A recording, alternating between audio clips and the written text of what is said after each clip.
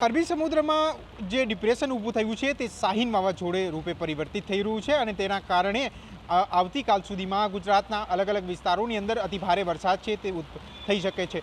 ખાસ કરીને કચ્છના જે દરિયાઈ વિસ્તારો છે ત્યાં ઇન્ડિયન કોસ્ટગાર્ડ અને વિવિધ સુરક્ષા એજન્સીઓ દ્વારા જે માછીમારો છે તેને પરત બોલાવવાની કામગીરી છે તે પણ હાથ ધરાઈ દેવામાં આવી છે।